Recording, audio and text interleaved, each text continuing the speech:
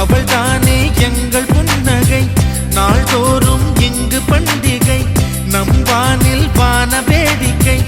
இதுபோல சொந்தம் தந்ததா இறைவாவா நன்றி சொல்கிறோம்.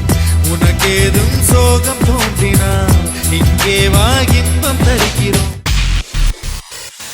நம்மை கண்டு ஊரின் கண்கள் பட்டதாலே நட்சத்திர கூட்டம் திருஷ்டி சுற்றி போடும். தமிழில் உள்ள பிரிவென்ற சொல்லை நாங்கள் இங்கு அழித்திடுவோமே.